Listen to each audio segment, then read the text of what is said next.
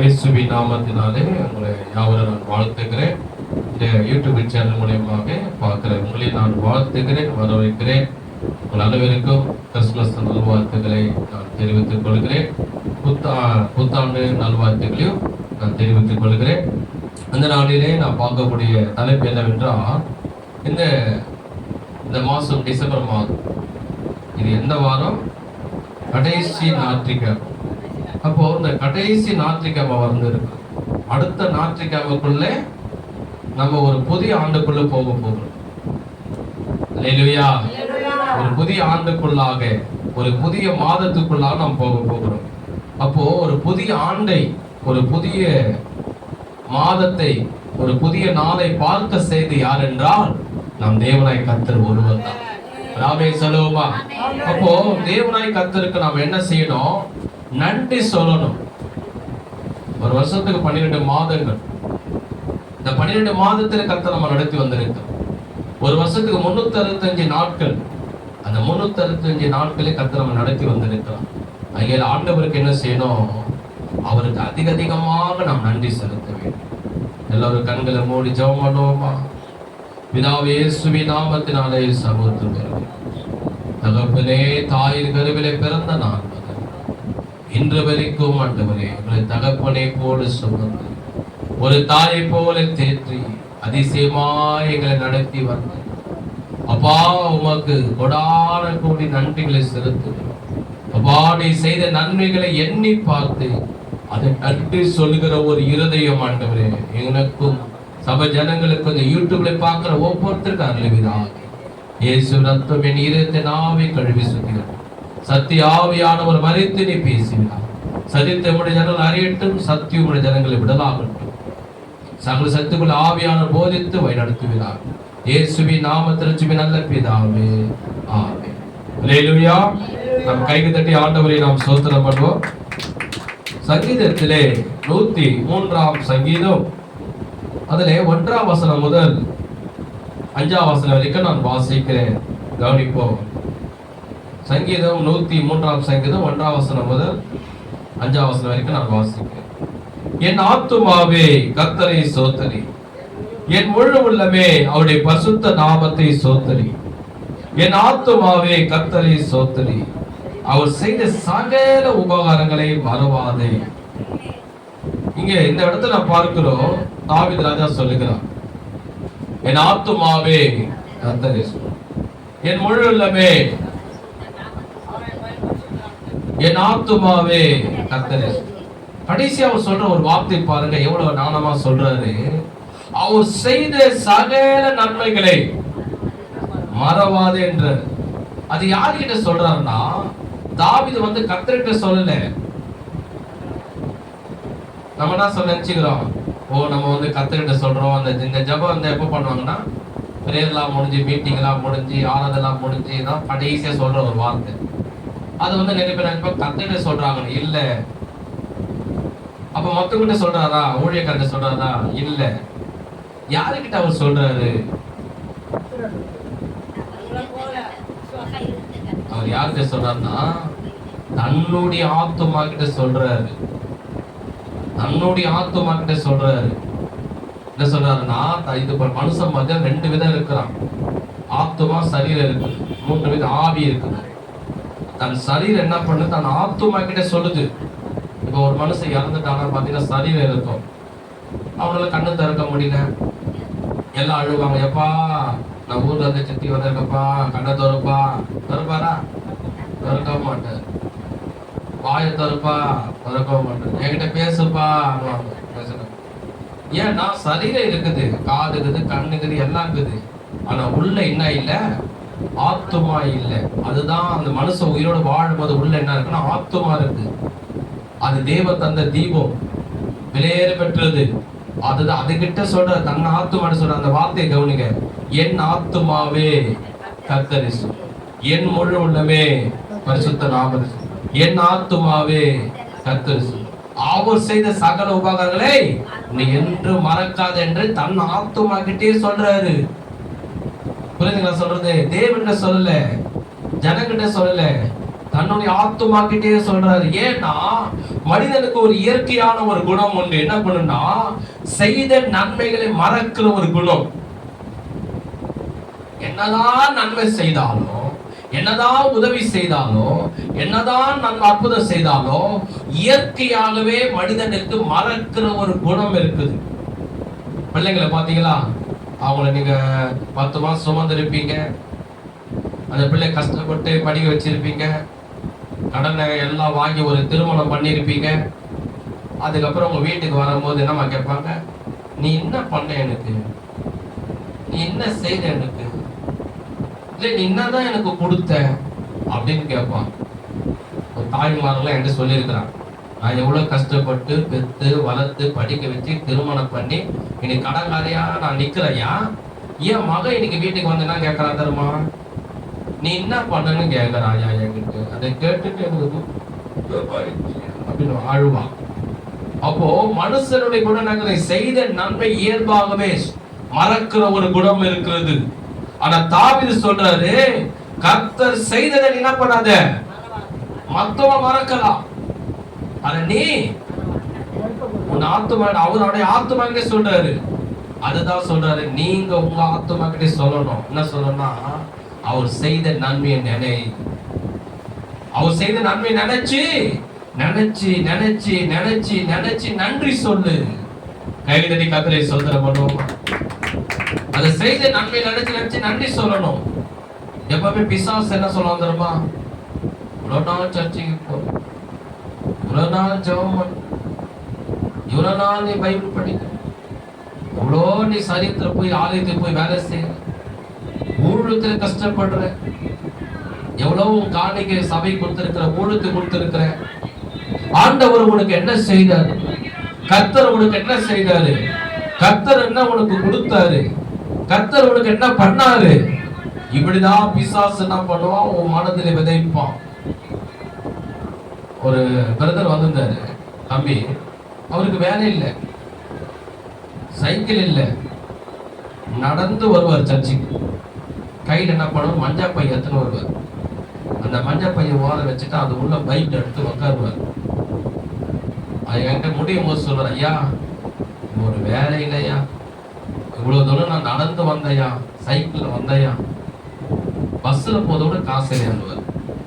அதுக்கப்புறம் தொடர்ந்து அவர் நாட்டுக்கு அவர் ஏசப்படி நம்பப்பா, நிச்சயம் உனக்கு நன்மை செய்வார், நல்ல வேலையை கொடுப்பாரு, உன் தேவைகளை சந்திப்பாரு, உன்னை ஆஸ்வதிப்பாருன்னு தொடர்ந்து சர்ச்சைக்கு வந்தார்.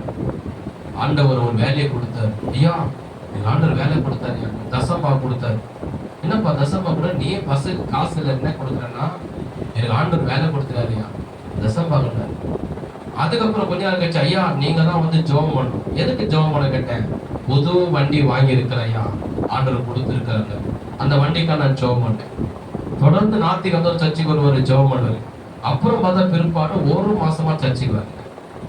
அந்த பிரதர் கேட்டேன், ஏன் பிரதர் நீங்க சர்ச்சைக்கு வரலன்னு கேட்டா, அவர் சொன்ன ஒரு வார்த்தை என்ன தெரியுமா, பக்கத்துல இருக்கிறாயா, அவனுக்கு கல்யாணம் ஆயிடுச்சியா, எனக்கு ஆண்டவர் கல்யாணமே பண்ணலையே, ஒரு பொண்ணும் கொடுக்கலையே, அதனாலதான் நான் வரல, மனசு கஷ்டத்துல.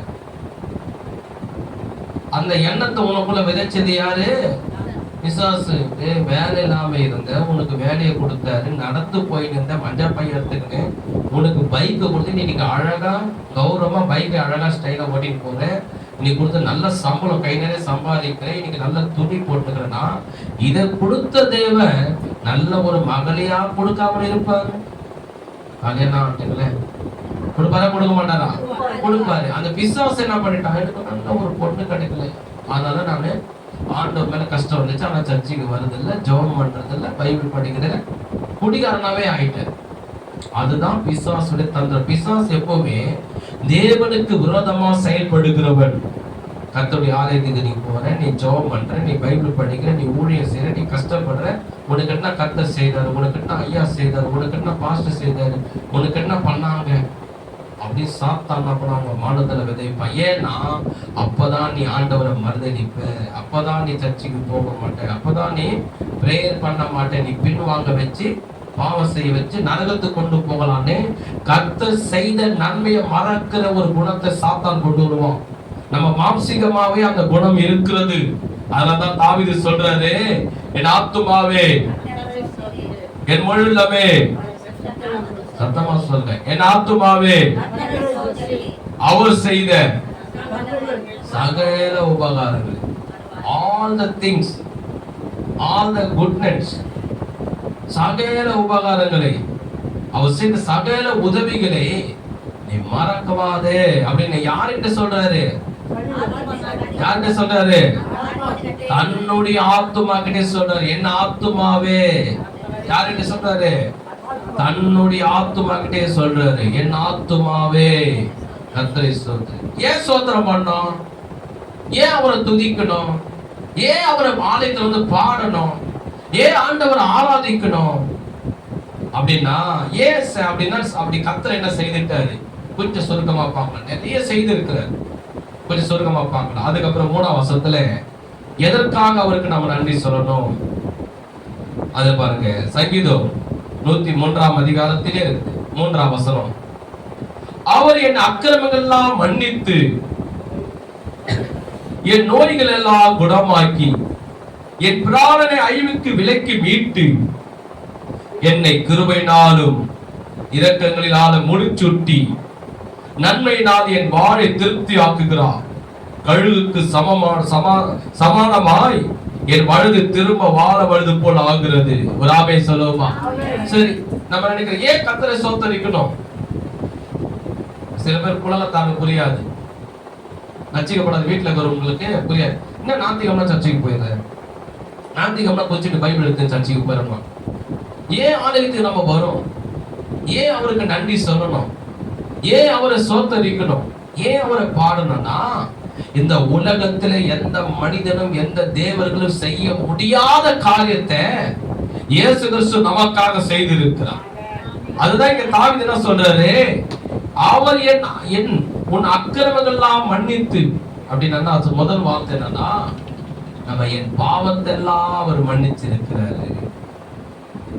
என் அக்கிரமங்கள் எல்லாம் கர்த்தர் மன்னிச்சிருக்கிறார். இப்போ ஒரு முறை என்ன பண்ணுவாங்க, ஒரு தவறு நம்ம பண்ணி வச்சுக்கல, மன்னிச்சிடுங்க அப்படி சொல்லிப்பாங்க, மன்னிச்சிருப்பாங்க. 2வது தவறு பண்ணிட்டாங்க, மன்னிப்பு கேட்பாங்க, சரி போ தாழ்மையா கேட்கிற மன்னிச்சு. 3வது முறை பண்றாங்க, மன்னிக்க மாட்டாங்க, ஏத்துக்கவும் மாட்டாங்க. ஒரு வீட்டில் அப்படியே ஜெபம் பண்ண போயிருக்கு. ஜெபம் பண்ண போன உடனே எப்படிமா இருக்கீங்க? நல்லா இருக்கீங்களா? நல்லா இருக்கு. உன் கணவர் எப்படிமா இருக்கிறாரு?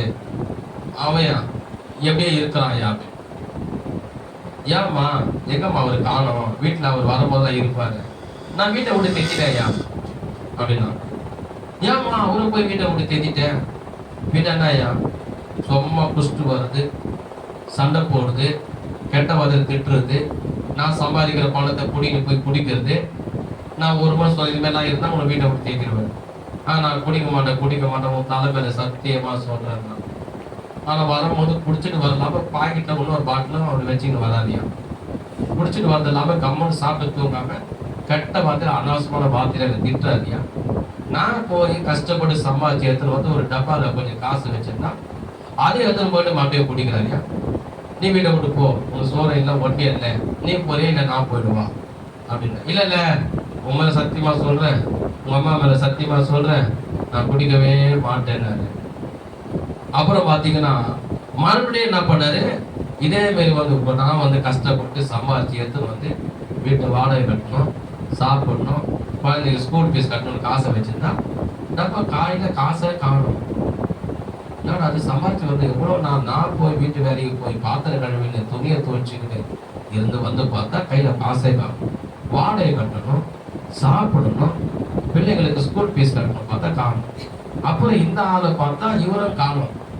அதுக்கப்புறம் நைட்டுக்கு வராது, நல்லா குடிச்சிட்டு நல்லா அடிக்கின்னு எல்லாம் சைடில் பாட்டிலாம் வச்சுக்கின்னு சாப்பிட்டேயா எங்கேயா போயிட்டு வர? நல்லா நான் பிரியாணிலாம் சாப்பிட்டேன். யார் கூட போய் சாப்பிட்டேன்? ஃப்ரெண்டு கூட போய் சாப்பிட்டேன். எப்படி உனக்கு காசு வந்தது? எனக்கு எப்படியோ வந்தது, என் உயிர் நண்பர்லாம் நிறைய எனக்கு கொடுத்தாங்க.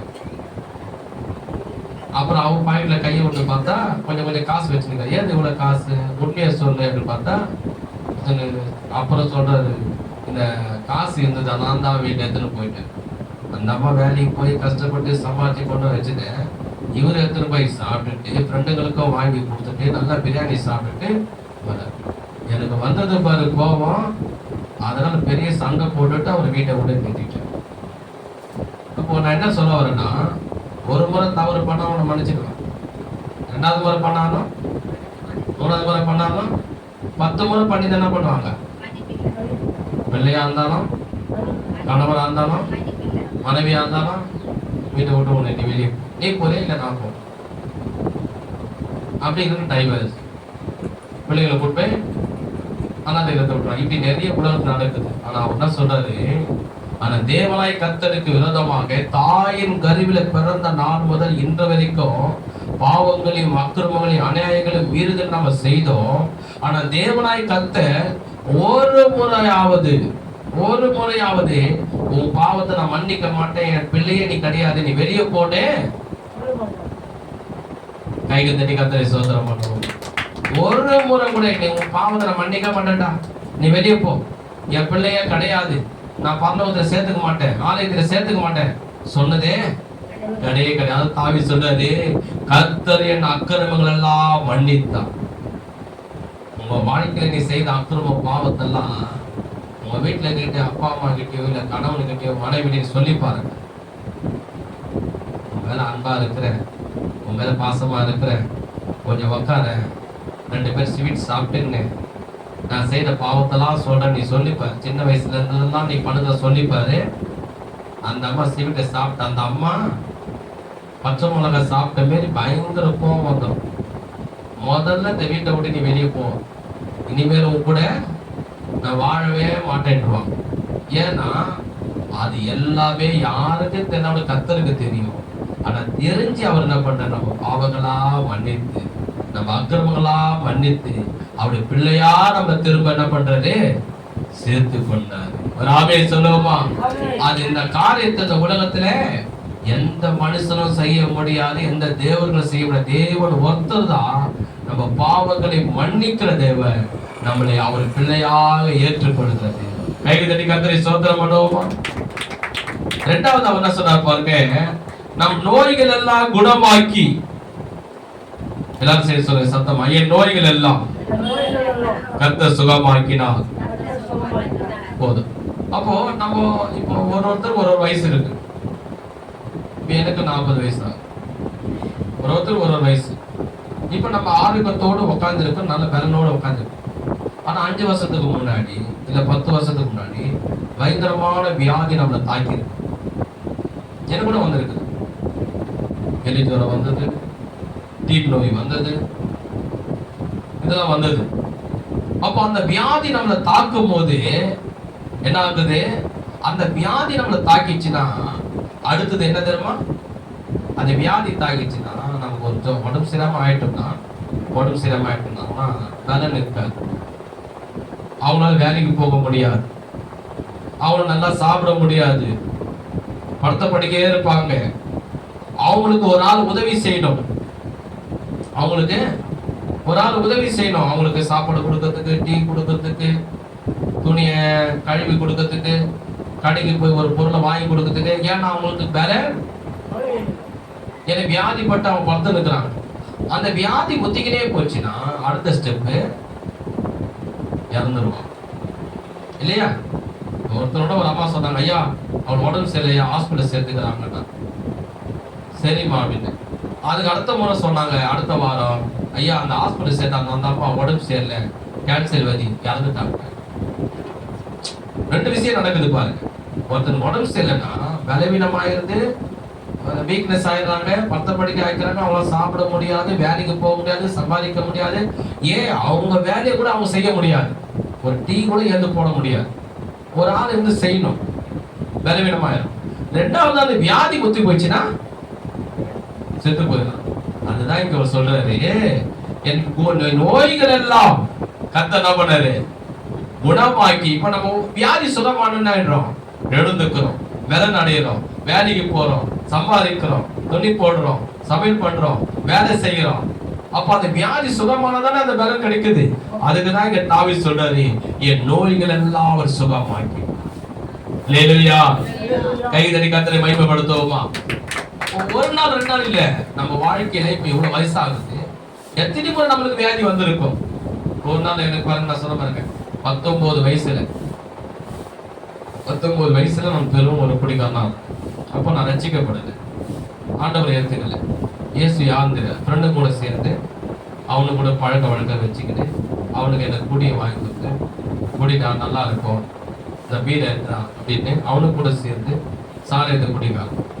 அந்த சாராயத்தை குடிச்சு லாஸ்ட் அந்த சாராயம் ஓல்டு மருந்து மாடிட்டு அது இது சாராயத்தை குடிச்சு வந்து லாஸ்ட்ல பாத்தீங்கன்னா மூக்குல வாயில அப்படியே சளி ரத்தமா வந்துச்சு. எல்லாரோட மூக்குல சளி வரும். என்னடா இது ரத்தம் வருது? எங்க அக்கா சொன்னாங்க, இது ரத்தமா வருது, போய் ஐநாவரம் ஹாஸ்பிட்டல் போய் பாருன்னா. அப்போ நான் 20 வருஷத்துக்கு முன்னாடினா இந்த இடத்துல ஐநாவரம் டிபி ஹாஸ்பிட்டல், அங்கே போய் பார்த்தாலும் டப்பால சளி கொடுங்கன்னாங்க. கொடுத்தேன், டெஸ்ட் பண்ணி அடுத்த வாரம் வாங்கினேன். அடுத்த வாரம் போனேன், உனக்கு டிபில ஊற்றி போச்சு, கொஞ்ச நாள் தான் இருப்பேன், அதில் நீ இறந்த வேண்டாம். நாளுக்கு ஆக ஒரு மரக்கொம்பு இருக்கு இல்லையா, மரக்கொம்பு. அந்த காலத்துல எங்க வீட்டுல ஓலை வீட்டுல இருந்தேன். அந்த ஓலை வீட்டுல இருக்கிற மரக்கொம்புல பாத்தீங்கன்னா திடீர்னு உடஞ்சி போலா கொட்டும். அது உள்ள ஏன் இப்படி போலா கொட்டது பார்த்தா உள்ள செதில் குடிச்சிருக்கும். இந்த செதில் நான் பண்ண உள்ள இதெல்லாம் சாப்பிட்டுக்கிட்டே வரும். செதில் செல்லு குடிச்சிச்சுன்னா அது போல இந்த சளி என்ன பண்ணும், உடம்புல இருக்கிறதெல்லாம் அந்த சரீரத்தெல்லாம் சாப்பிட்டுக்கிட்டே வரும். டீம் நோய் உள்ளவங்கள பாருங்க, ஆள் ஒல்லியா இருப்பாங்க, அப்படின்னு ஆயிடுவான், எலும்பு தூரம் ஒட்டின்னு இருப்பான். டீம் நோய் அப்படி ஆயிட்டு, எலும்பா அப்படி ஆயிட்டேன். ஒரு டாக்டர் செத்து ஆயிட்டான். 6 மாசம் மாத்திரை போட்டேன், சரியா. ஊசி போட்டேன், இவ்வளவு பெரிய மாத்திரை போட்டுப்பான், திணிக்கும். 6 மாசம் மாத்திரை சரியாகும். ஊசி போட்டேன், சரியாகும். 2 ஒருத்தனும் வரல, சொந்தக்காரர் ஒருத்தரும் வரல, கூட பிறந்தவங்க யாருமே வரல. ஒரு 10 ரூபாய் எனக்கு கொடுக்கல, சாப்பிட்ற சாப்பாடு இல்லை. அவர் பார்த்தவங்க அக்கா அம்மா இவங்களாம் என்ன பண்ணாங்க பார்த்தது. அப்போ நாங்கள் ரட்சிக்கப்படணும், இயேசு யாருன்னு தெரியாது, இந்து குடும்பத்தில் இருந்தோம். அப்போ நான் வருஷம் திருப்பதி கூட கொண்டாடுவேன். அப்போ கூட சரியாகும், எவ்வளோ பரிகாரம் செய்யணும், சரியாகும். அப்போதான் இயேசுவை பற்றி ஒருத்தர் சொல்றேன். இயேசு நீ நம்ம பாவர் உனக்காக அந்த பூமியில வந்தாரு, வாழ்ந்தாரு, உன் பாவங்களுக்காக ரத்த சிந்து மறிச்சாரு, அவர் உயிர் தேர்ந்தாரு, இன்னைக்கு அவர் உயிரோடு இருக்கிறாரு, அவரை நீ விசுவாசிங்க. அப்போ நான் சொன்னேன், ஐயா நாங்கள் இந்து குடும்பம் பிறந்து இந்து குடும்பத்திலே வாழ்ந்தோம். நாங்கள் அது நான் மட்டும் இல்லை, எங்க பரம்பரையாக எனக்கு நாங்கள் போவாத கடவுள் இல்லை, தேடாத தெய்வங்கள் இல்லை, செய்யாத பரிகாரங்கள் இல்லைங்க. இயேசு கிறிஸ்து ஒருவர் தான் உனக்காக ரத்த சிந்தினவரே, உனக்காக உயிரை கொடுத்தவரே, உனக்காக கண்ணீர் விட்டவரே, நீ மனம் திரும்பி அவர் விசுவாசித்துப்பார். அப்ப நான் சொன்னேன், இல்லையா டாக்டரே சொல்ற செத்துருவேன்ட்டாரு. 4 மாசம் மாத்திரை போட்டுட்டேன், ஊசி போட்டுட்டேன். ஆள் பார்த்தா இப்படி ஒட்டி இருக்கு, இந்த கைத்தெல்லாம் அப்படியே எலும்பு தூரமா ஒட்டி இருக்கும். இந்த போட்டோ பார்த்தீங்கன்னா நான் தானே நம்ப மாட்டேங்க. அது செத்து இருந்தா ஆயிருக்கும், 20 வயசுல சுகர்ல வச்சுருப்பான். ஆனா இன்னைக்கு நான் உயிரோட இன்னைக்கு 40 வயசு நின்று இன்னைக்கு உங்களுக்கு பிரசங்கம் பண்றேன், நல்லா இருந்து பலனா இருந்து பண்றேன்னா அதுதான் இங்க தாவீது சொல்றாரு. அன்னைக்கு 20 வயசுக்கு முன்னாடி என் டீம் நோய் பார்த்து நான் செத்து போயிருப்பேன், ஆண்டவர் என் நோயெல்லாம் சுகமாக்குனார். கைக தட்டி கர்த்தரை சுகமா அவர் சுகமாக்குனதுனால்தான் நான் நினைச்சேன், எவ்வளோ தெய்வங்களை நம்பணும், எவ்வளோ கடவுளை நம்பணும், எவ்வளோ ஃப்ரெண்டுகளை நம்பணும், எவ்வளோ சொந்தக்கார நம்பணும். ஓடி ஓடி கஷ்டப்பட்டோம், மாடாய் ஓடி ஓடா போனோம். அடிக்கிற மயில் அடிக்கிற வெயில சொந்தக்காரர் ஃப்ரெண்டுங்க இப்படிதான் ஓடுவேன். எங்க அக்கா சொல்லுவாங்க, டே வீட்டுல நான் வேலைக்கு போன சம்பாத யாரையும் நம்பாதுடா, யாரையும் நம்பி விடா, சொந்தக்காரன் ஃப்ரெண்டுங்க சொல்றேன்.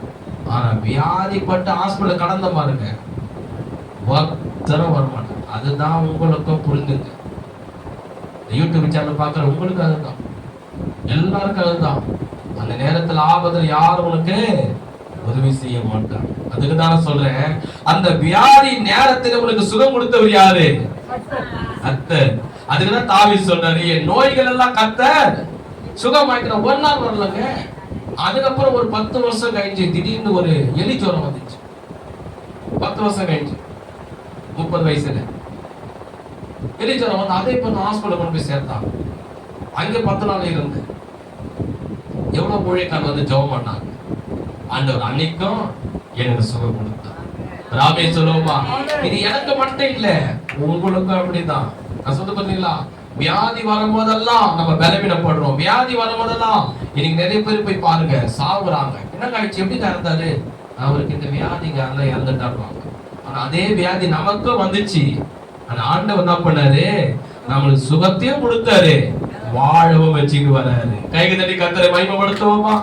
அதுதான் இங்க சொல்றாரு தாவீது, கர்த்தர் என் நோய்கள் எல்லாம் குணமாக்கினார். சொல்லுங்க, கர்த்தர் என் நோய்கள் எல்லாம் சுகமாக்கினார். கரங்களை உயர்த்தி கர்த்தரை ஸ்தோத்திரம் பண்ணுவோமா? ஸ்தோத்திரம் ஸ்தோத்திரம் ஸ்தோத்திரம் ஸ்தோத்திரம். அதான் தாவீது நினைக்கிறாரு. அதுதான் நம்ம நினைக்கணும். 5 வருஷத்துக்கு முன்னாடி என்ன மாதிரி வியாதி வந்து, 10 வயசுல என்ன வியாதி வந்து, 20 வயசுல என்ன வியாதி வந்து, அன்னைக்கு வியாதிப்பட்டு நம்ம பலவீனப்பட்டு இருந்தோம், அன்னைக்கு செத்து போயிருந்தோம். ஆனா ஆண்டவரே அன்னைக்கு ஒவ்வொரு முறையும் வியாதி நம்மளை தாக்கும் போதெல்லாம் நம்மளுக்கு சுகத்தை கொடுத்து, பலனை கொடுத்து, ஆரோக்கியத்தை கொடுத்து, ஜீவனை கொடுத்து, ஆயுஷ் நாட்களை கூட்டி கொடுத்து நம்மளை வாழ வைத்துக் கொண்டே வராரு. அதுக்குதான் அவர் சொல்றார் தாவீது, அதை எண்ணிப்பார், அதை நினைச்சுப்பார், அதை சிந்திச்சுப்பார். அதை நினைச்சு நினைச்சு நினைச்சு ஐயோ 10 வருஷத்துக்கு முன்னாடி நான் வியாதிப்பட்டு செத்து போயிருப்பேனே, ஆண்டவர் என் வியாதியை சுகமாக்கினார். எவ்வளவு சாவ நான் போவேன், நான் போய் கேட்பேன், என்ன காட்சிங்க இவரு இறந்துட்டாரு அப்படின்னு கேட்பேன். நான் சொல்லாம உடம்பு சேர்ந்தாங்க, ஹார்ட் ப்ராப்ளம், ஹாஸ்பிட்டல் சேர்ந்தாங்க, டப்புனு போயிடுச்சு, மாரடி. அதே வியாதி நமக்கு வருது. ஆனா கர்த்தர் நமக்கு உயிரை கொடுக்கிற. நான் சொல்ல போறீங்களா, இவருக்கு நான் இறந்துட்டாரு, தீப்பு நோய் இறந்துட்டேன். அதே வியாதி ஒரு நாள் எனக்கு வந்தது, ஆண்டவர் எனக்கு சுகம் கொடுத்தாரு. நான் சொல்ல போறீங்களா, அவனுக்கு அதே வியாதி தான், நமக்கு அதே வியாதி தான், வித்தியாசம் ஒண்ணு இல்ல. அவனுக்கு அதே ஜுரம் தான், நமக்கு அதே ஜுரம் தான், அதே வியாதி தான். ஆனா அவன் வியாதிப்பட்டு சாகுறான். ஆனா நம்ம கர்த்தரை நம்பி இருந்ததுனால, கர்த்தரை நோக்கி ஜெபம் பண்ணதுனால, ஆலயத்து வருவதனால, நம்ம வீட்டுல உட்கார்ந்து கர்த்தரை நோக்கி ஜெபிக்கிறதுனால நமக்கு சுகத்தையும் கொடுக்கிறாரு, பலனையும் கொடுக்கிறாரு, ஜீவனையும் கொடுக்கிறாரு. அந்த தெய்வத்துக்கு நம்ம என்ன பண்ணோம், மனதார நன்றி சொல்ல. நமக்கு ஜீவன் இருக்கிறதுனால தானே நம்ம இந்த பூமியில வாழுறோம். செத்து போயிருந்தா வாழ முடியுமா, பேச முடியுமா, கலர் துணி கட்ட முடியுமா? அப்ப ஆண்டவருக்கு என்ன பண்றோம், மனதார நன்றி சொல். நன்றி ஏசப்பா, நோய்கள்லாம் சொல்றோம். அதை தாவே சொல்ற, ஏன் நன்றி சொன்ன, அதான் அவர் சொன்னாரு, என் ஆத்துமாவே என் உள்ளமே, என் ஆத்துமாவே அவர் செய்த, சத்தமா சொல்லுங்க, அவர் செய்த சகல உபகாரங்களை என்றும் மறவாதே. ஆமென். பாருங்க, அதுக்கப்புறம் என்ன சொல்றாரு, என் பிராணனை அழிவுக்கு விலக்கி மீட்டு, எல்லாம் சரி சத்தமா சொல்லுங்க, என் பிராணனை அழிவுக்கு விலக்கி மீட்டார். அதுக்கப்புறம் சொல்றாரு, என் உயிரை கர்த்தர் என்ன பண்ணாரு, காப்பாற்றினார் சொல்றாரு. தாவீதுடைய வாழ்க்கையில நீங்க பாத்தீங்கன்னா ஏன் இதை சொல்றாருன்னா, தாவீதுடைய வாழ்க்கையில அவர் ஏன் இதெல்லாம் எண்ணி பார்க்கிறாரு, எண்ணி பார்த்து நன்றி சொல்றாருன்னா, ஒரு நாள் அவர் சின்ன வயசா இருக்கும் போது, அவருக்கு 12 வயசு இருக்கும் போது, அப்பா நீ போய் ஆடு மேய்ச்சிட்டு வா அப்படின்னா, அவருக்கு வந்து 8 பிள்ளைங்க. அது கடைசி மகன் யாரா, தாவீது. தாவீதுக்கு என்ன வயசுனா 12 வயசு. ஆடு மேய்ச்சிடுவான். ஆடு எங்க மேய்க்கணும்னா, அதுக்கு நல்ல பசுமையான புல் இருக்கணும். ஆடுனா அந்த 1-2 ஆடு இல்ல, ஆயிரக்கணக்கான ஆடு, ஆயிரக்கணக்கான ஆடுகள் சாப்பிடணும். நல்ல பசுமையான புல்லுள்ள எடுத்து கொண்டு போகணும். அதுங்க சாப்பிட்ட பிற்பாடு நதி ஓடுது பாருங்க, நதி ஆறு, நதி ஆறு இங்க வேற இடத்துல ஓடுமா? ரொம்ப காடு நிறைந்த இடம், மலைகள் இருக்கிற இடம், காடுகள் நிறைந்த ஓடும். அங்கெல்லாம் போய் என்ன பண்ணுவோம், இந்த ஆடுகளை நல்ல செடியெல்லாம் சாப்பிட்டுட்டு தண்ணி குடிக்க வச்சுட்டு, அதுங்க அது டக்குன்னு உடனே சாப்பிட்டுட்டு உடனே குடிச்சிட்டு வந்துடுமா? நம்ம என்ன பண்ணுவோம், கல்யாணத்துக்கு போன உடனே அவன் பிளேட்டை போடுறதுக்கு முன்னாடி டக்கு டக்குன்னு நம்ம காலி பண்ணிடுவோம். எப்ப எப்ப எப்ப கொஞ்சம் அப்படியே கொஞ்சம் போட்டு போ அப்படின்னு இருப்பா, அந்த வர அப்படி கொஞ்சம் போட்டு போய பிளேட்ல போட்டுறதுக்கு முன்னாடி நம்ம சாப்பிட்டுடுவோம். அவர் இப்படி போயிட்டு அப்படி அந்த ரவுண்டு போய் எப்ப கொஞ்சம் வந்து இப்படி போட்டு போப்பா அப்படின்னு இருமா, அந்த பக்கத்துல போட்டு வரா, இப்படி போட்டு போய் டபரா அந்த பேசல இருக்குது காலி ஆயிடும்.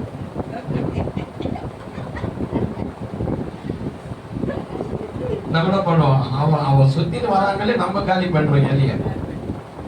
அப்போ இவ்வளவு ஆடுக அந்த அந்த செடி கொடி தண்ணி எல்லாம் கடற்கரை சாப்பிட்டு வருமா, அது பொறுமையா சாப்பிட்டு பொறுமையா தண்ணி குடிச்சிட்டு, அது சட்டுன்னு வராது, சாப்பிட்ட உடனே மலாக்கள் வர 10 செடி எல்லாம் மலாக்கள் 10 ஒரு கிராமத்துல பாருங்க தெரியும். நான் கிராமம் எடுத்து போவேன், அங்கெல்லாம் பார்ப்பேன் பசுமையான புல்வெளியா இருக்கு, அப்படியே பார்க்கவே அழகா இருக்கும். அடிக்கடி மாசான கிராமம் எடுத்து போவேன், திருச்சி, மதுராந்தகம், காஞ்சிபுரம், பார்க்கவே பச்சை பசனே இருக்கும். நான் நினைப்பேன்ப்பா, சென்னையில எங்க சுத்தினாலும் குப்பை மேடா இருக்குது, பூவாரா இருக்குது, இங்கெல்லாம் பார்த்தா எப்படி பசுமையா பசேன்னு புல்வெளிக்குது, அப்படி பார்க்கவே கண்ணு குளிர்ச்சியா இருக்கும். அப்படியே ஆடுகள்லாம் போய் சாப்பிடும், பார்க்க அந்த அறுவடை பண்ணதெல்லாம் பார்க்க சந்தோஷமா இருக்கு எனக்கு. அப்போ இந்த ஆடுகள் என்ன பண்ணுவோம், நல்லா சாப்பிட கொஞ்ச நேரம், நல்லா தண்ணி கொஞ்ச நேரம் குடிச்சுருக்கோம், சாப்பிட்டு உடனே வீட்டுக்கு போன வராது, மலாகன்னு பார்த்துக்கோம். பாருங்க, இந்த தாவீது என்ன பண்ணுவாரு, பாவம் இந்த மாதிரி நிறைய சாப்பிட்டு தண்ணி குடிச்சிட்டு படுதுன்னு இவர் உட்காந்து இருப்பாரு. அவர் என்ன பண்ணுவாரு, இவர் போய் புல்லெல்லாம் சாப்பிடுவாரா, செடியெல்லாம் சாப்பிட்டு கிடப்பாரா?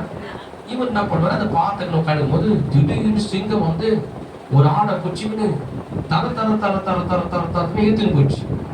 கதை இல்லை, பைபிள் இருக்குது, பைபிள்ல சம்பவம் இருக்குது, புரிகிற வண்ணமா நான் சொல்றேன். தர தரன்னு ஏத்துன்னு போச்சு. எது எளிய பூனையும் இல்ல, சிங்கம். அதுகிட்ட போய் யாரா சண்டை போட முடியுமா? அதுகிட்ட இருக்கிற ஆடை யாரா புடின்னு வர முடியுமா? நம்மள அதெல்லாம் பண்ணிருப்போம். எப்பா ஒரு 100 ஆடுன்னு வச்சுங்க, ஒரு ஆடு இழுத்துன்னு போச்சு, சீக்கிரம் பண்ண பண்ணலாம் 99 ஆடை சாப்பிட்டு அவர் வந்து இன்னொன்று எடுத்துட்டு போறதுக்கு முன்னாடி நம்ம கடற்கடன்னு வீட்டுக்கு ஓட்டி போயிடலாம். வா வா வா வா வா சீக்கிரம் வா சீக்கிரம் ஒன்று தானே போச்சு, மிச்சம் 99 வீட்டுக்கு எடுத்து வந்தாலும் பார்க்கணும். தாவீது என்ன பண்ணாரா, அந்த சிங்கத்துக்கு பின்னாடி ஓடுறாரு. சிங்கத்துக்கு பின்னாடி ஓடினா அந்த ஆடை பார்த்தா அது எங்க இருக்குது, அந்த ஆடு சிங்க கொகிலே இல்ல, வாயில வச்சிருக்குது.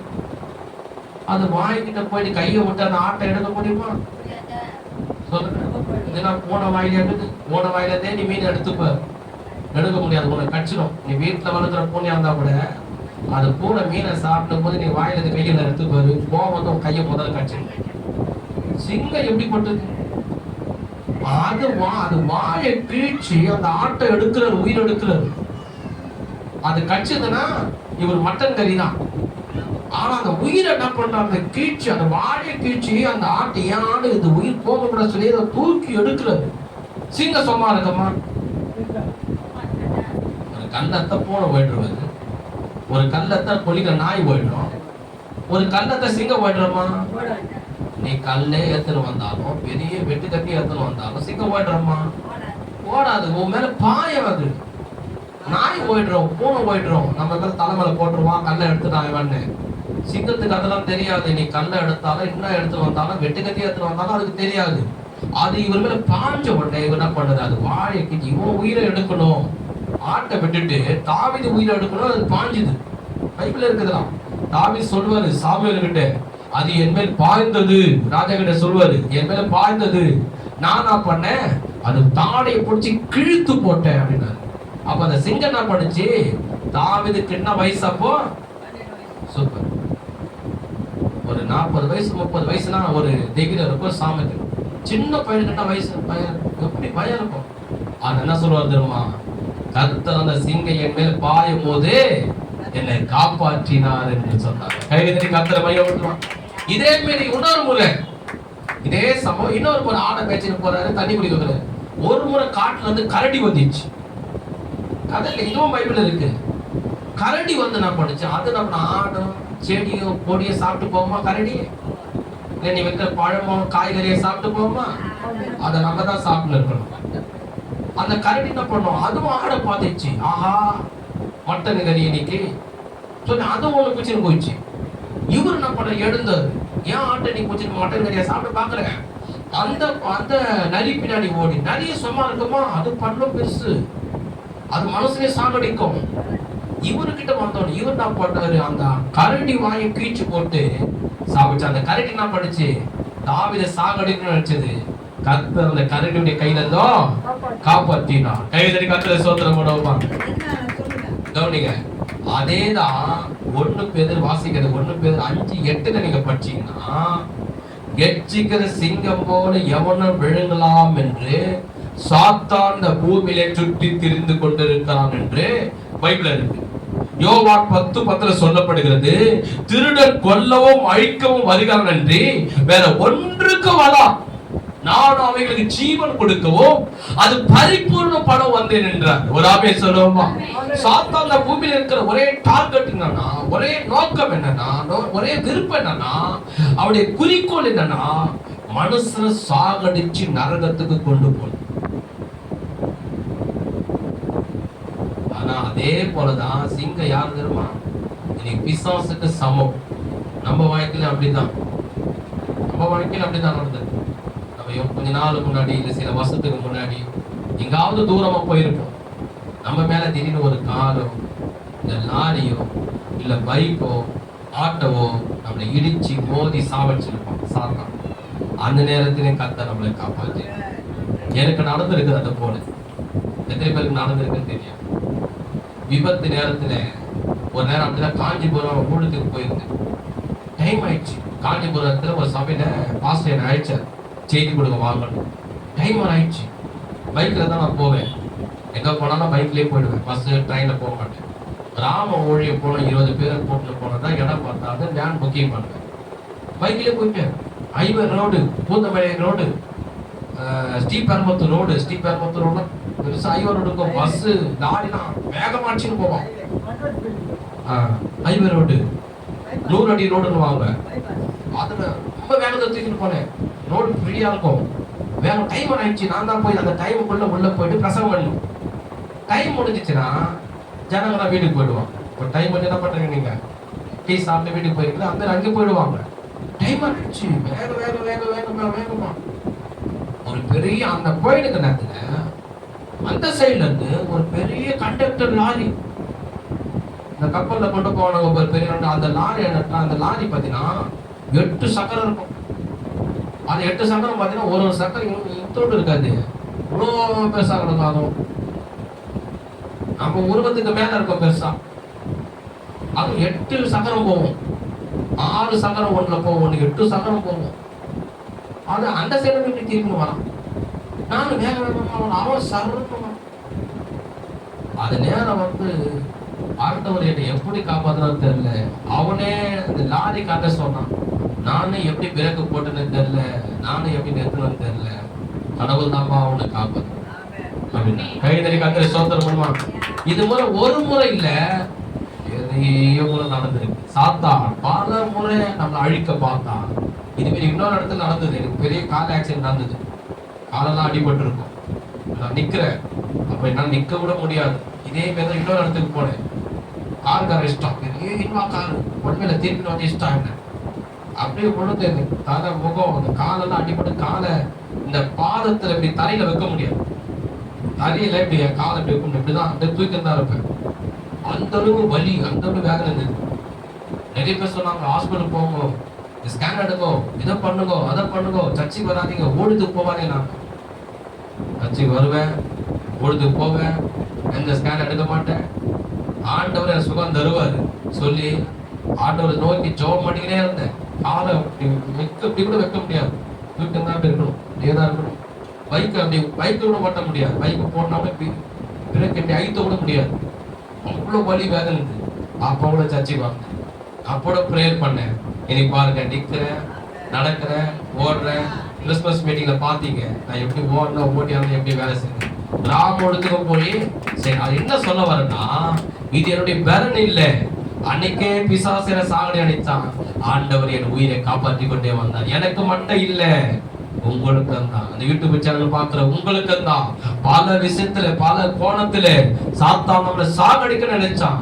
இன்னைக்கு உன் உயிரை காப்பாற்றி கொண்டு வருகிறது யாரு?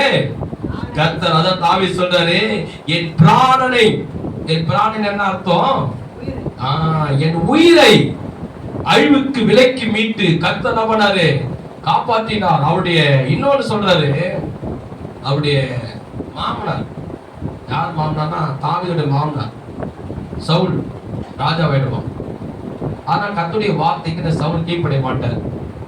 அப்ப கர்த்தர் என்ன பண்ணுவார்னா, தாவீதை தெரிந்து கொண்டு சாமுவேல் மூலமா அபிஷேகம் பண்ணிடுவார். அபிஷேகம் பண்ண உடனே ஜனங்கள் என்ன சொல்றாங்க, சவுல் கொன்றது 1000, தாவீது கொன்றது 16,000 அப்படின்னு சொல்லிடுவாங்க. சொன்ன உடனே இவன் இருத்துல என்ன வந்தா பொறாமின் ஆவி ஏவிடும். நான் தான் ராஜா, என்னதான் ஜனங்க புகழ்ட்டோம். இவன் சாதாரண ஒரு மனுஷன், ஒரு ஆடு மேய்ப்பனா இருந்தவன், இவனை போய் புகழறாங்களே, விட்டா ராஜா பதவியை குத்துருவாங்க போல, இவனை சாகடிக்கிற. சரி, இவனுடைய மகளை தான் தாவீது திருமணம் பண்ணியிருக்கிறார். அப்ப என்ன உறவு வேணும்? அப்ப என்ன உறவு அது?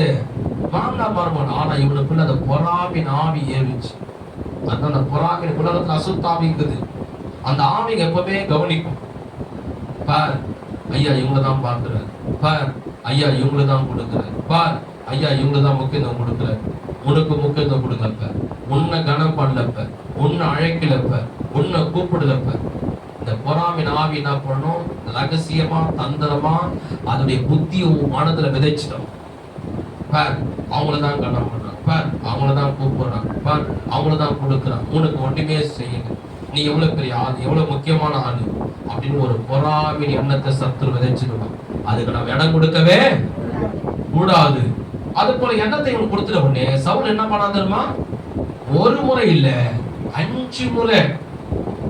கவனிங்க, 5 முறை தாவீதை கொலை பண்ண தன் கையில இருக்கிற ஈட்டி அவர் முதுகிலே எறிஞ்சான். அந்த காலத்துல யுத்தம் பண்ணுவாங்க. அந்த யுத்தம் பண்ணும்போது கையில ஈட்டி வச்சிருப்பாங்க. அந்த ஈட்டி என்ன பண்ணுவாங்க, அவங்க முதுகுல எரிஞ்சாங்கன்னா அது குத்தி உடனே செத்து போயிடுவான், இறந்து போயிடுவான். இவர் யாரு? ராஜா. அப்புறம் அப்ப இவருக்கு தெரியாம இருக்குமா அந்த அம்பு அடிக்கிறது? நல்லா தெரியும். அவன் என்ன பண்ணாரு, தாவீதை சாங் அடிக்கணும்னு ஒரு முறை இல்ல, 2 முறை இல்ல, வேதத்தை சொல்லப்படுது 5 முறை ஈட்டி அறிஞ்சான். ஆனா 5 முறை அந்த தாவீது மேல பட வேண்டிய ஈட்டி ஒரே ஒரு செகண்ட். கவனிங்க, ஒரு நிமிஷம் தான், ஒரு செகண்ட் தான், ஒரு அடி தான். அது இங்க மார்ல பட வேண்டியது சவுத்துல பட்டுச்சு. அது காரணம் யார் தெரியுமா? கர்த்தர் தன் அடிச்ச அம்பு தாவீதுடைய இருதயத்துல படாதபடி, தாவீது சாகாதபடி, அது விலகி போகும்படி கர்த்தர் செய்தார். அதான் வேதம் சொல்லப்படுகிறது, கர்த்தர் ஈட்டியை உடைக்கிறார், வில்லை முறிக்கிறார் என்று சொல்லப்படுகிறது. அவர் என்ன பண்ண, அந்த மார்ல அடிக்கப்பட்ட ஈட்டி தாவீது சாக கூடாதுன்னு கர்த்தர் சவுலுடைய கைக்கு தாவீதை காப்பாற்றினார். சிங்கத்தின் கைக்கு கர்த்தர் தாவீதை காப்பாற்றினார். அதே மாதிரி நம்ம வாழ்க்கையும், நம்ம வாழ்க்கையில அப்படித்தாங்க. நம்ம வளர்ந்து வரும்போது உன் வீட்டை கேட்டிருப்பாங்க, நீ வீட்டை கொடுக்க மாட்டேன்னு இருப்ப. இல்ல வேலையை கேட்டிருப்பாங்க, உன் வேலையை கொடு, நீ வேலை கொடுக்க மாட்டேன்னு இருப்ப. இல்ல உன் பணத்தை நீ கேட்டிருப்பாங்க, நீ கொடுக்க மாட்டேன்னு இருப்ப. என்ன பண்ண வந்திருப்பான்? தந்திரமா உன்னை சாகடிக்கணும். நீ இறந்துட்ட உன் வீட்டை பிடிக்கலாம், நீ இறந்துட்ட உன் பணத்தை பிடிக்கலாம், நீ இறந்துட்ட உன் நகையை வாங்கி, அவன் தான் செத்துட்டான்ல, போட்டுருக்க நகையெல்லாம் கைக்கு கொடுக்கணும். புரியுதுங்களா? அப்போ மனுஷனே இந்த உலகத்தை என்ன பண்ணிருக்கான்னா, தந்திரமா இந்த உலகத்துல வாழும் போது உன்னை எப்படியாவது மந்திரம் பண்ணி இல்லை செய்வினைகள் பண்ணி உன்னை சாகடிக்கணும்னு பார்த்தான். ஆனா ஆண்டவர் உன் உயிரை காப்பாற்றினார். எப்படியாவது மனுஷன் மூலமா தந்திரமா இதை பண்ணி அதை பண்ணி உன்னை சாகடிச்சு உங்ககிட்ட இருக்கிற வீட்டை போடுங்கணும், உங்ககிட்ட இருக்கிற வேலையை போடுங்கணும், உங்ககிட்ட இருக்கிற பணத்தை போடுங்கணும், உங்ககிட்ட இருக்கிற நகையை போடுங்கணும், உங்ககிட்ட இருக்கிற பதவியை போடுங்கணும் சொல்லி மனுஷன் பலவிதமான சூழ்ச்சிகள் பண்ணி பலவிதமான தந்திரங்கள் பண்ணி எப்படின்னா நீ போகும்போது வரும்போது நீ வீட்டுல சாப்பிடும் போது இல்ல நீ தூங்கும் போது உன்னை சாகடிக்கணும் திட்டம் போட்டான். அவன் தந்திரத்தெல்லாம் உடைச்சி அவன் கிரியெல்லாம் அழித்து இனிக்கு கர்த்தர் நம்ம உயிரை காப்பாற்றி கொண்டு வருகிறார். இனிமேல அவர் நம்மளை காப்பாற்றுவார். கைதறி கர்த்தரை சோதனை பண்ணுவோம், நல்ல கைதறி ஆண்டவரை சோதனை பண்ணுவோம். ஒரு முறை இவரு கோமர்சியல் ஆசிரியருடைய பிரசங்கத்தை கேட்பேன். ரொம்ப நல்லா இருக்கும் அவர் பிரசங்கம், அதை நான் கேட்பேன். அப்போ ஒரு முறை அவர் சாட்சி சொன்னார். சத்தியம் சேனல்ல பேசுவார் ஐயாவுடைய பிரசங்கம். கேட்டுக்கிறீங்களா யாராவது? கேட்டுக்கிறீங்களா? அப்போ ஒரு முறை ஒரு சாட்சி சொன்னார். பிரசங்கம் பண்ணும்போது ஞாபகம் ஒரு முறை என்ன பண்ணாரா, அப்போ ஆரம்ப நாட்கள அவர் கூட சில பேர் இருந்து என்ன பண்ணாங்களா, ஒரு ஒரு ஒரு இந்து பகுதி உள்ள கிராமத்துல ஒரு காடு பகுதி இருக்கிற மாதிரி இடம். அந்த இடத்துல இவரை அழைச்சிருந்தாங்களாம். ஐயா 2 நாள் மீட்டிங், இப்போ நம்ம கிறிஸ்மஸ் மீட்டிங் நடத்துறோம் இல்லையா, அது போல மீட்டிங், நீங்க வந்து இங்க தங்கியிருங்க, அப்படின்னா. அப்ப அதே போல அவர் போய் அங்க தங்கி இருந்திருக்கிறார். அதை சுத்தி காடு உள்ள இடம், ரொம்ப இருக்கிற இடம். இவர் என்ன பண்ணி ஆண்டவர் நம்ம கூட இருக்கிறாரு அப்படின்னு சொல்லி உள்ள இருந்து ஜெபம் பண்ணிக்கிறார். அப்போ ஒருத்தர் சொல்லிக்கிறாரு, ஐயா இங்க கொலைகாரனுக்கு அதிகம், ரவுடிங்க அதிகம், திருடனுக்கு அதிகம், சில பேர் நம்ம ஆண்டவரை பத்தி சொல்ல வர சொல்லி இந்த மதவாதி உள்ளவங்க உங்களை சாகடிக்கு திட்டம் போட்டாங்க. அதனால நீங்க என்ன பண்ணுங்க, நம்ம போயிடலாம் அந்த இடத்த விட்டு, நமக்கு ஜபம் வேணாம் பிரசங்கம் வேணாம்னு சொல்லியிருக்காங்க. அப்ப இவரு சொல்லியிருக்கிறாரு, அவர்களோடு இருக்கிறத காட்டிலும் நம்மளோடு இருக்கிற கர்த்தர் பெரியவர், நீ பயப்படாதப்பான்னு. அதே போல இவங்க ஜபம்லாம் பண்ணி நைட்டை பார்த்துருக்கிறான். சுத்தி காடு, மலர் செடி கொடிங்க எல்லாம். அங்கே என்ன பண்ணாரு, இவரு ஊழியக்காரு, இவர் வந்து இங்க பிரசங்கம் பண்ணுவாரு, பண்ணான்னா ஜனங்கள்லாம் மனம் திரும்பி இயேசு ஏற்றுக்கொள்வாங்க, நடக்கக்கூடாது, அதுக்கு இவரை சாவடிச்சலாம் சொல்லி பிளான் போட்டு அந்த வீட்டை சுத்தி என்ன பண்ணாங்க, திருடருங்க, ரவுடிங்க, கொலகாரங்கெல்லாம் சுத்தி இருந்தாங்க. இருந்தவனையா உள்ள பேர் சொல்றாங்க, ஐயா நம்ம வீட்டை சுத்தி ரவுடிங்க கொலகாரம் வந்துட்டாங்க, நம்ம அவங்களுக்கு போய் சண்டை போட முடியாது, நான் அப்பயே சொன்னேன் நம்ம போயிடலாம், இந்த இடத்துல இருக்க வேணாம் சொல்றேன், நீங்க கேட்டீங்களா கேட்கலையா. திடீர்னு ஆயிடுச்சு, அவங்க சுதந்திரம் அப்படியே வரும்போது எல்லாரும் என்ன பண்ணாங்க, தப்பு போயிட்டாங்க, எங்க பண்ணாங்க போயிட்டாங்க. அப்ப இவன் என்ன பண்றது, என்னடா இது, நம்ம 2 பேரும் உள்ள இருக்கிறோம், சுத்தி காடாகுது, இருட்டாகுது, லைட் வச்சுல, இங்க சுத்தி இருந்த ரவுடிங்க கொலைகாரம் எங்கே திடீர்னு போயிட்டாங்க. ஜன்னலை திறந்து பார்த்தா யாருமே காணும், இந்த ஜன்னலை திறந்து பார்த்தா யாரும் காணும். அப்புறம் பார்த்தா ஒருத்தர் வந்து கதவு தட்டி இருக்கிறார். கதவு தட்டி திறந்து பார்த்தாவே ஒரு காவல்துறை போலீஸ் அதிகாரி. என்ன சார் நீங்க தான் இங்க இருக்கீங்களா? ஆமா சார். இல்ல அவராட்சி டிஸ்டர்ப் பண்ணல, இந்த இடத்துல எங்க ஒரு அதிகாரி ஒருத்தர் வராரு, அந்த அதிகாரி வரதுக்காக நாங்கெல்லாம் போலீஸ் எல்லாம் பாதுகாப்பு கொடுக்கணும், அதனால இந்த இடத்த சுத்தி நாங்க போலீஸ் பாதுகாப்பா நின்று இருக்கிறோம், அதனால நீங்க தவறா நினைச்சுக்காதீங்க அப்படின்னா. சரி சார், அதனால உங்க வீடு, இந்த பகுதி, இந்த தெருவு, இப்போ ஒரு பெரிய அதிகாரி வரான்னு வச்சுக்கல, என்ன பண்ணுவாங்க, அந்த இடம் முழுவதும் போலீஸ் நிற்பாங்க, அந்த ரோடு முழுவதும் போலீஸ் நிற்பாங்க, ஏன்னா ஒரு அதிகாரி வரான்னு. அது போல நாங்க உங்க வீட்டை சுத்தி போலீஸ் நிற்கிறோம், நீங்க ஏதோ பயந்துடாதீங்க, அதை சொல்றதுக்காக வாங்க. பாருங்க, அந்த போலீஸை வர வச்சு ஆண்டவர் என்ன பண்ணிக்கிறாரு, இந்த கொலைகாரமா தேத்தி விட்டு இருக்கிறாரு. கைக்கு தண்ணி கத்தரை மகிமைப்படுத்துவோமா? அதுதான் நான் சொல்றேன், என்னன்னா நம்மள கூட அப்படிதான் மனுஷர்கள் நம்மள சாகடிக்கணும் நினைக்கணும், நம்ம வீட்டையோ, நம்ம பணத்தையோ, நம்ம பொருளையோ, நம்ம நகையோ, நம்முடைய வேலையோ புடுங்கணும், தந்திரம் பண்ணி, செய்வனை பண்ணி, யாகங்கள் பண்ணி, பல சூழ்ச்சிகள் பண்ணி, மற்ற மனுஷனை ஏவி விட்டு, மற்ற மனுஷனுக்கு பணம் கொடுத்து நம்ம சாகடிக்கணும் நினைச்சா கூட கர்த்தர் அவருடைய ஆலோசனை எல்லாம் அபத்தமாக்கி, அவருடைய திட்டங்கள் எல்லாம் கர்த்தர் நிர்மூலமாக்கி, முட்டாளாக்கி, கர்த்தர் நம்ம உயிரை மனுஷனுடைய கைக்கு காப்பாத்துகிறார், சாத்தானுடைய கைக்கும் நம்ம உயிரை காப்பாத்தி கொண்டு வருகிறார். இந்த புதிய ஆண்டை பார்க்க செய்கிறார். கைக்கு தட்டி கர்த்தரை மகிமைப்படுத்துவோமா? எல்லாரும் உற்சாகமாக. அதுக்குதான் அவர் சொல்றாரு பாருங்க. அதுக்கப்புறம் நான் சொல்றாரு பாருங்க, 4ஆம் வசனம், சங்கீதம் 103ஆம் சங்கீதம் 4ஆம் வசனத்திலே, உன்னை கிருபையினாலும் இரக்கங்களினாலும் முடிச்சுட்டி. எல்லாரும் சேர்த்து சொல்லுங்க, என்னை கர்த்தர் கிருபையினாலும் இரக்கங்களினாலும் முடிச்சுட்டி, நன்மையினால் என் வாயை திருப்தியாக்குகிறார், கழுகுக்கு சமானமாய் என் வலது திரும்ப வாழ வலது போல் ஆகிறது. எவ்வளவு அருமையான வார்த்தை பாருங்க. கைக்கு தட்டி கர்த்தரை நாம் ஸ்தோத்திரம் பண்ணுவோமா? அவர் என்ன சொல்றாரு பாருங்க, மீண்டும் அவர் சொல்றாரு, என்னை கிருபையினால இரக்கத்தினால முடிச்சுட்டி. கிருபைன்னா என்ன தெரியுமா? அவர் சொல்றாரு, அவர் என்னை பிள்ளையாய், கிருபை என்றா தகுதி இல்லாதவனுக்கு கொடுக்கப்படுதா கிருபை. அந்த கிருபை என்றால் தயவு சொல்லலாம், இரக்கம் சொல்லலாம், கிருபை சொல்லலாம், மன்னிப்புன்னு சொல்லலாம், சொல்லிக்கொண்டே போகலாம். அவர் சொல்றாரு, எனக்கு எந்த தகுதி இல்லை அவர் பிள்ளையாய் மாறு, நான் ராஜாவாய் மாறு, இஸ்ரவேலை அரசால, கர்த்தர் என்னை நேசிக்க, என் மேல் அன்பு கூற, என்கிட்ட பேச, என்னை ஆசீர்வதிக்க எனக்கு எந்த தகுதி இல்லை.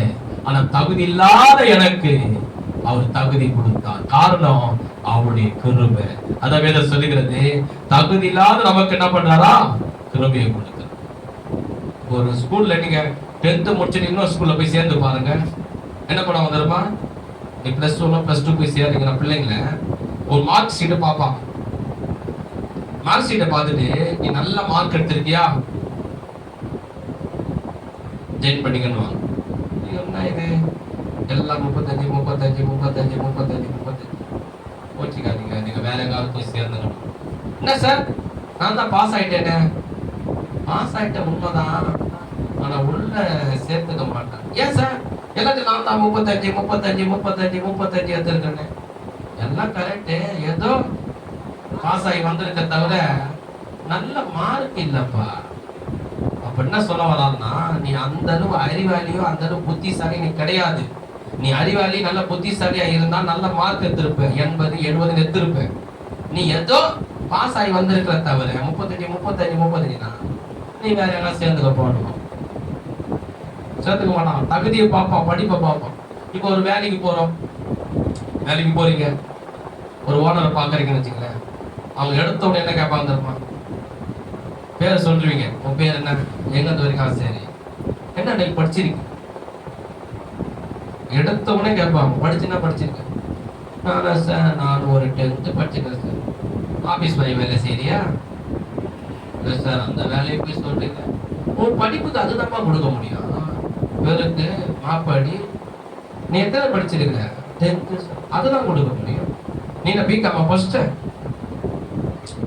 இதே நீ இன்னொருத்தர்கிட்ட போயிட்டு நான் பிகாம் முடிச்சிருக்கிறேன், நான் டிகிரி முடிச்சுன்னு சொல்லிப்பாரு, அந்த ஆபீஸ் போய் வேலை கொடுக்க மாட்டான். சூப்பர்வைசர் வேலை செய்யறீங்களா? இல்லை சார், அந்த வேலை கொடுங்க. ஒரு மேனேஜர் போஸ்டிங் உண்டு. இல்லை சார், இப்போதைக்கு இல்லை, சூப்பர்வைசரை செய்யுங்க, அதுக்கப்புறம் நீங்கள் வேலை செய்யறதெல்லாம் பார்த்துட்டு போஸ்டிங் தரணும். உன் குவாலிஃபிகேஷனை பார்த்து, உன் படிப்பை பார்த்து, உன் தகுதியை பார்த்து தான் படிப்பான். இன்னொன்று சொல்ற பாருங்க, இன்னொன்று, நீங்க ஒரு கல்யாணத்துக்கு போனீங்கன்னு வச்சுக்கலேன், உங்க சொந்தக்கார கல்யாணத்துக்கு நீங்க போறீங்கன்னு வச்சுக்கலேன், நீ சாதாரணமா ட்ரெஸ் போட்டுக்கின்னு சாதாரணமா நீ அந்த கல்யாணத்துக்கு போனேன்னு வச்சுக்கலேன், உன்னை பார்க்கும் போதே அவன் இடம் போட்டுருவான். சாதாரண காதல கைத்துல ஒண்ணுமே இல்லை, துணியும் சீப்பா இருக்குது, நல்லா இருக்குல்ல, போய் சாப்பிட்டு போங்க அப்படின்வாங்க. ஏன்னா உன்னை பார்த்து அவன் இடம் போட்டுருவான் இருத்துல. இதோ ஒருத்தவங்க ஒரு கார்ல வந்து இறங்குறாங்க, புடவெல்லாம் 10,000 ரூபாய் புடவை, காதுல கைத்துல எல்லாம் ஜொலிக்குது தங்கம் அப்படின்னு என்ன பண்ணுவாங்க?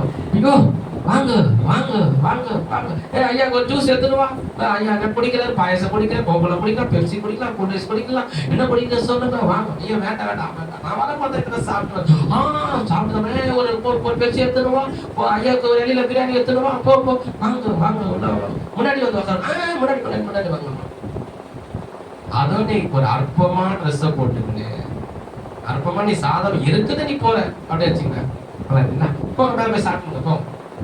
அதுதான் அந்த 2 வார்த்தையில.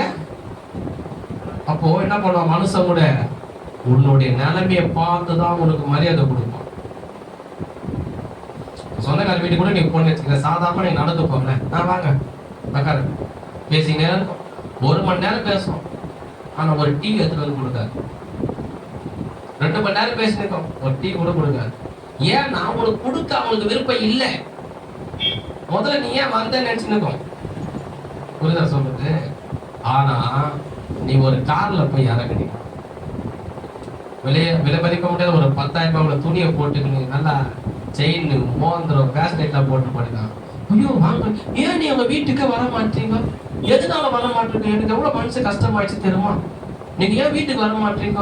அதனால தான் உங்க மேல கோபம். வாங்க உட்காருங்க, நீ பிரியாணி சாப்பிட்டு தான் போகணும், போய் பிரியாணி வாங்கிடுவோம் முதல்ல. அல்லேலூயா அல்லேலூயா. நான் சொல்றது புரியுதுங்களா? உங்களை தகுதியை பார்த்து தான் சொந்தக்காரன் கணக்கு போட்டு உன்னை மதிப்பான்.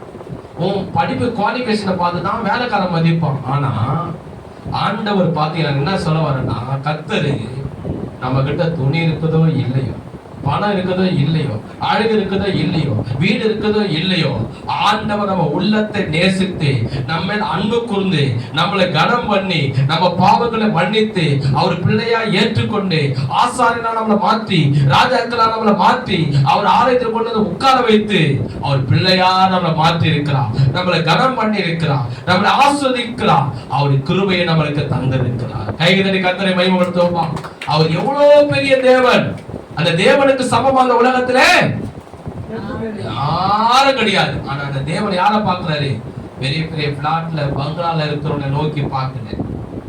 ஒன்றுமே இல்லாமல், சாப்பிடுற ஆகாரம் கூட இல்லாமல், போடுற வஸ்திரம் கூட இல்லாமல் நம்மளை நோக்கி பார்க்கிற எவ்வளவு ஒரு அன்பு பாருங்க. அதான் அவர் சொல்றாரு, கிருபை நாள். எல்லாரும் சேர்ந்து சொல்லுங்க, என்னை கிருபை நாளும் இரக்கங்களினாலும் முடிச்சூட்டினார், நன்மையினால் என் வாயை திருப்தி ஆக்குகிறார், கழுக்கு சமானமாய் என் வலது திரும்ப வாழ வருது போல் ஆகிறது. ஒவ்வொரு நாளும் நமக்கு நன்மை செய்கிறார். ஒவ்வொரு நாளும். ஒரு நான் ஊருக்கு போயிருந்தோம். ஒரு வயசான பாட்டி உக்காந்துச்சு, வயசான பாட்டி உக்காந்துச்சு. அந்த அம்மா போய் இயேசு பத்தி சொன்னேன். கீழே உட்காந்து அந்த அம்மா எழுந்து கூட முடியல. இயேசு உன்னை நேசிக்கிறாருமா சொல்றப்பா, ஆண்டவர் தான்ப்பா நேசிக்கிறேன். பரவாயில்லப்பா, ரொம்ப சந்தோஷமா அப்படின்னு. எங்கம்மா வீடு இருக்கீங்க? இது உள்ளப்பா, ஓட உள்ளப்பா. அப்படியா? பிள்ளைங்க எப்படி இருக்கிறாங்க? நல்லா இருக்காங்க. உங்க கூட இருக்கிறாங்களா? உங்களை பாத்துக்கிறாங்களா கேட்டேன். இல்லப்பா. எங்கம்மா இருக்கிறாங்க? ஊர்ல இருக்கிறாங்க. அப்ப உங்களை யாருமா பாத்துக்கிறா? கர்த்தர்தான்ப்பா பாத்துக்கிறேன். சாப்பாடு எப்படிமா சாப்பிடுறீங்க? கர்த்தர்தான்ப்பா கொடுக்குறேன். எப்படிமா துணி போடுறீங்க? கர்த்தர்தான்ப்பா கொடுக்குறேன். வீடு வாடகை விட சொந்த வீடா? வாடகை. எப்படிமா வாடகை கட்டுறீங்க? கர்த்தர்தான்ப்பா கொடுக்குறேன். பிள்ளைங்க இல்லையா? அப்போ பிள்ளைங்களா இருக்கிறாங்கப்பா. கல்யாணம் பண்ணி வச்சப்பா. எல்லாம் பொண்ணோடு சேர்ந்து தூர தூரமா போயிட்டாங்க. ஆனா யாரும் வந்து ஒரு 10 ரூபாய் கூட கொடுக்க மாட்டாங்க. அப்புறம் அவங்களுக்கு டீ வாங்கி கொடுத்து, அவங்க கீழே ஒரு காசை கொடுத்து, அவங்க சொன்ன ஒரு வார்த்தை பார்த்தீங்களா, யாருமே எனக்கு பிள்ளைங்க எல்லாம் பெற்று வளர்த்து கல்யாணம் பண்ணி கொடுத்தா அவரோட வயசான காலத்துல கர்த்தர் எனக்கு சோறு போடுறாரு, கர்த்தர் எனக்கு துணி கொடுக்குறாரு, கர்த்தர் எனக்கு வீட்டு வாடகை கட்டுறாரு, இன்னைக்கு நான் நல்லா இருக்கிறப்ப கர்த்தர் எனக்கு நன்மையை செய்யறாரு. அதான் அவர் சொல்றாரு, ஒவ்வொரு நாளும் கர்த்தர் நமக்கு நன்மை செய்யறாரு. மனுஷன் உனக்கு கொடுக்கலாம், அவனை கொடுக்க வைக்கிறது கர்த்தர். எப்பவுமே உனக்கு புரிஞ்சுங்க, ஒரு மனுஷன் நமக்கு செய்துட்டானா அந்த மனுஷனை நம்ம மேன்மை பாராட்ட கூடாது, அந்த மனுஷனை பத்தி பெருமையா சொல்லக்கூடாது. உனக்கு கொடுக்க வைக்கிறவர் யாருன்னா கர்த்தர். அவரை தான் நீ நினைக்கணும், அவருக்கு தான் நீ சோத்திரம் பண்ணணும், அவருக்கு தான் நன்றி சொல்லணும், அதுக்கப்புறம் இவனுக்கு சொல்லணும். ஏன்னா மனுஷனுடைய குணம் உங்ககிட்ட இருந்து புடுங்குற குணம் தவிர புடுங்குற குணம் கிடையாது. சொல்ல புரிஞ்சுங்களா? எத்தனை பணம் பொருள் நகை வீடு இருந்தாலும் இன்னும் வேணும் தான் அறிவான் தவிர உனக்கு கொடுக்கணும்னு நினைக்க மாட்டேன். அப்போ ஒருத்தவங்க உனக்கு கொடுக்குறாங்க, செய்யறாங்க, பண்ணுறாங்கன்னா அதை செய்ய வைக்கிறது யாரு? ஆமே. கைகதறி கர்த்தரை சோதனம் பண்ணுவோமா? அதுதான் அவர் சொல்றாரு. ஆண்டவர் என்ன பண்ற, ஒவ்வொரு நாளும் நமக்கு நன்மை செய்யற. கடைசியாக நாம் பார்த்து நம்ம முடிச்சிடலாம். உபாகமம் 1ஆம் அதிகாரம்.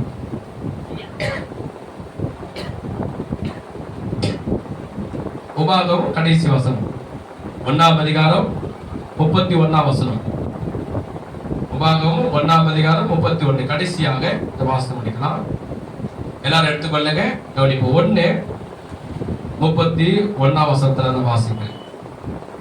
ஒரு மனிதன் தன் பிள்ளையை சுமந்து கொண்டு வருகிறது போல நீங்கள் இவ்விடத்தில் வர வரைக்கும் நடத்தி வந்த வழிகள் எல்லாவற்றிலும் உன் தேவனாய் கர்த்தர் உங்களை சுமந்து கொண்டு வந்ததை கண்டீர்களே. நல்லா கவனிங்க. உங்கள் தேவனாய் கர்த்தர் நீங்கள் பாளையம் இறக்கத்தக்க இடத்தை பார்க்கும், நீங்கள் போக வேண்டிய வழியை உங்களுக்கு காட்டவும், இரவிலே அக்கினிலும் பகலிலே மேகத்திலும் உங்களுக்கு முன் சென்றாரே. இப்படி இருந்தும் இந்த காரியத்தில் நீங்கள் அவரை விசுவாசியாமல் போனீர்கள். என்ன சொல்றாரு? கடைசியா கவனிங்க. ஒரு தகப்பன் தன் பிள்ளையை சுமந்து கொண்டு போவது போல உங்களை சுமந்து கொண்டு வந்தாருனே. மோசே கடைசியாக ஆதிகாமம் எழுதினவர் மோசே, யாத்திராகமம் எழுதினவர் மோசே, லேவியராகமம் எழுதினவர் மோசே, என்னாகமத்தில் எழுதினவர் மோசே. அவர் வாழ்க்கை முடிய போகிறது. யாருடைய வாழ்க்கை? மோசேயுடைய வாழ்க்கை. 120 வயசுல மதிக்க போகிறாரு. கடைசி அவர் சொல்றாரு, இஸ்ரவேல் ஜனங்களுக்கு சொல்லிட்டு கடைசி அவர் சொல்றாரு, ஒரு தகப்பன் தன் பிள்ளையை சுமந்து கொண்டு வருது போல உனக்கு கர்த்தர் என்ன பண்ணாரு? சுமந்து கொண்டு வந்தாரு. அவர் உனக்கு நன்மை செய்தார். இரவில் நீங்க நடக்கும் போது வனாந்தரத்துல 40 லட்சம் ஜனம் நடக்கும் போது இருட்டு நேரத்துல, இப்ப பரவாயில்ல லைட் இருக்கு, நான் சொல்றது 6000 வருஷத்துக்கு முன்னாடி ரோட்ல வெளிச்சம் கிடையாது, பள்ளம் எது, மேடு எது, கல் எது, பாம்பு எது, தேள் எது தெரியாது. ஆண்டவர் உங்களுக்கு எப்படி இருந்தாரா? ஒரு அக்னி சமமா இருந்தாராம். ஒரு வெளிச்சத்தை அக்னியிலே காண்பித்தாராம். பகலிலே நீங்க வனாந்தரத்தை நடக்கும் போது சூரிய வெளிச்சம் உங்க மேல சுளீர்னு படும் போது கர்த்தர் என்ன பண்ண, ஐயோ என் பிள்ளைங்க சூரிய வெளிச்சத்துல வேர்வையில சூரியத்துல கஷ்டப்பட்டு நடக்குதே சொல்லி அவர் என்ன பண்ணாரு, அந்த சூரியனுக்கு மறைத்து மேக சமமாய் உங்க மேல வந்தாராம். ஒரு சூரியன் இருக்கும்போது அது மேல மேகம் மறைச்சிச்சுன்னு வச்சுங்க, அது சூரிய வெளிச்சம் பூமிக்கு வராது. பாத்துக்கிறீங்களா? சூரியன் ரொம்ப அடிக்கும் போது மேகம் போய் மறைச்சிச்சுன்னா வராது. மேக சமத்தை உண்டாக்கி அந்த சூரிய வெப்பம் பிள்ளைகளுக்கு படக்கூடாது மேக சமமா இருந்தாலும் பகலில. இரவு நேரத்துல பள்ளம் எது, மேடு எது, பாம்பு போதா, தேடு போதா, பள்ளத்துல போய் ஊதுமா, ஆறுக்குதான் தெரியாது. 40 லட்சம் ஜனம் அன்னைக்கு 40 பேர் வந்தாங்க. இங்க என்னால கண்ட்ரோல் பண்ணவும் முடியல. கேரளஸ்ல பாத்தீங்க நீங்க 40 லட்சம் ஜனம்னா எவ்வளவு ஜனம் கேளுங்க, ரொம்பிடும். கண்ட்ரோல் பண்ண முடியும். அந்த ஜனங்க இருட்டில் நடக்கும் போது கர்த்தர் எப்படி இருந்தாரா, ஒரு மேக அப்படி அக்னி சமமா இருந்து ஒரு வெளிச்சத்தை காண்பிச்சுனே நடக்குது. அதான் அவர் சொல்றாரு, ஒரு தகப்பனை போல சுமந்து கொண்டு வந்தார். அதே போலதாங்க நமக்கும் தாயின் கருவில பிறந்தது முதல் இன்று வரைக்கும் நம்மளை கர்த்தர் எப்படி சுமந்து கொண்டு வந்தாரு? தகப்பனை போல. எப்படி சுமந்து கொண்டு வந்தாரு? எப்படி சுமந்து கொண்டு வந்தாரு? தகப்பனை போல சுமந்து. ஒரு குழந்தை பிறந்துச்சுன்னா ஒரு அப்பா பாரு என்ன பண்ண, தூக்கி தோல் மேல போட்டுப்பாங்க. வெயில் அடிக்கும் போது அது மேல துணி போய்த்திப்பாங்க. ஏன்? வெயில் படக்கூடாது. மழை வரும்போது திடீர்னு நடந்து போவாங்க, மழை படபடன்னு பெய்யும். அந்த குழந்தை என்ன பண்ணுவாங்க, அப்படியே தாய் வந்தா இருக்கும் அந்த புடவை எடுத்து அந்த குழந்தைய மறைச்சிக்கிட்டு அந்த தண்ணி படப்படாது மறைச்சிக்கின்னு ஓடுவாங்க. புரியுங்களா? அதனால கர்த்தர் சொல்றாரு, உனக்கு ஆபத்து வரக்கூடாது, உனக்கு கஷ்டம் வரக்கூடாது, உனக்கு பிரச்சனை வரக்கூடாது, விசாசம் உன்னை அழிக்க கூடாது, மனுஷர்கள் உன்னை அழிக்க கூடாது சொல்லி உன்னை கர்த்தர் எப்படி சுமந்து கொண்டு வந்தாரா? ஐயோ என்னால வாழ முடியல, இந்த பிரச்சனையா இருக்குது, நான் சாகுறேன், நீ ஒரு நாள் நினைக்கும் போதெல்லாம் ஒரு தாய் போல தன் மார்பில் உன்னை அணைச்சு கொண்டு, நீ நல்லா இரு, உன் கண்ணீரை துடைக்கிற, உனக்கு சமாதானம் கொடுக்கிறேன், உன்னை வாழ வைக்கிறேன், நீ பயப்படாத, நீ தைரியமாயிரு, மனுஷர்கள் உன்னை கைவிட்டா நான் உன்னை கைவிட மாட்டேன், நீ வாழ்க்கை எதை இருந்தாலும் நான் உனக்கு திரும்ப தருவ சொல்லி ஒரு தகப்பனை போல சுமந்து கொண்டு வந்தா, ஒரு தாயை போல நம்மளை தேற்றினா, இரவில் அக்னி சமமாய் இருந்தா, பகலிலே மேக சமமாய் இருந்தா. இந்த தெய்வத்துக்கு நம்ம என்ன பண்ணணும்? மனதார நன்றி சொல்லணும், வாய்களை திறந்து நல்ல சோத்திரம் பண்ணணும், நல்ல கண்களை மூடி கைகளை உயர்த்தி ஆண்டவரை சோத்திரம் பண்ணுவோமா, நல்ல மனதார நன்றி செலுத்துவோமா, நன்றி செலுத்துவோமா.